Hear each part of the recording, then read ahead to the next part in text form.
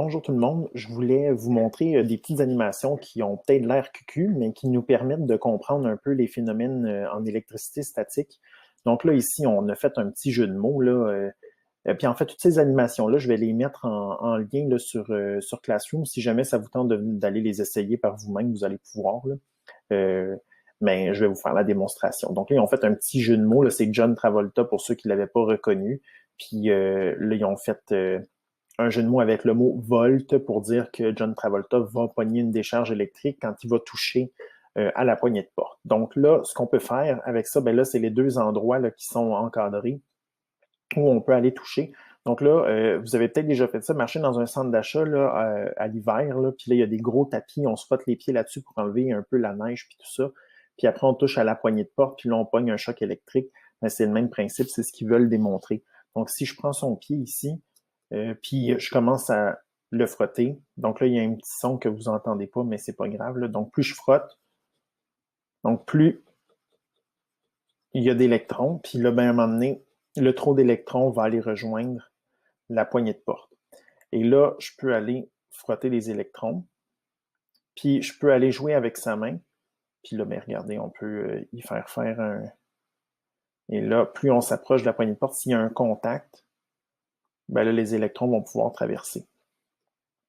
En fait, là, ce que je veux vous montrer, c'est... En fait, il y a deux méthodes d'électrisation qu'on a vues en électricité statique. La première, c'est le frottement. Donc là, entre le caoutchouc de sa botte et la laine du tapis ou le matériel du tapis.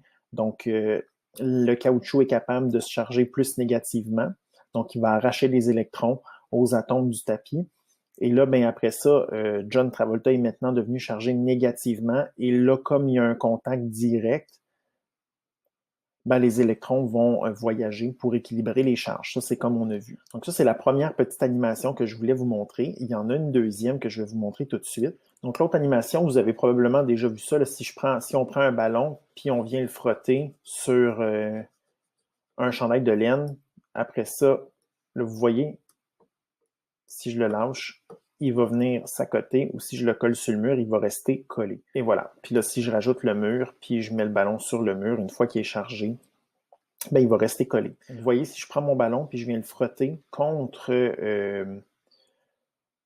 le chandail, le ballon se charge négativement et le chandail se charge positivement. Et là, si je m'en viens sur le mur, ben, il y aura une attraction. Par contre, si je m'en viens sur le chandail, puis je le laisse, vous voyez, après ça, le ballon a tendance à être attiré par le chandail. Et là, mettons qu'on fait un dernier exemple.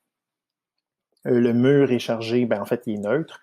Et le chandail est neutre au départ. On voit qu'il y a autant de protons que d'électrons. Et là, on voit ce qui se passe avec l'ensemble des charges électriques. Donc, si je viens frotter le ballon, je viens enlever les électrons. Je peux aller enlever les électrons. Et après ça, vous voyez ce qui se passe avec les charges sur le mur. Donc là, si je laisse mon ballon aller, il va aller s'accoter directement sur le chandail parce que les charges sont contraires.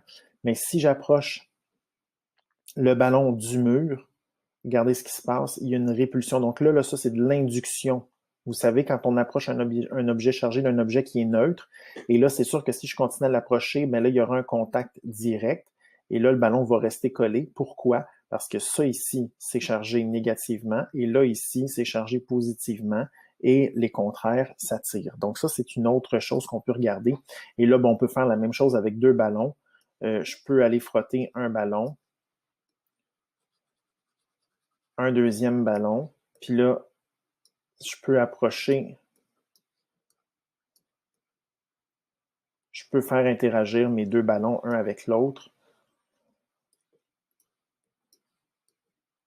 Vous voyez que là, mes deux ballons sont chargés négativement et qu'un repousse l'autre.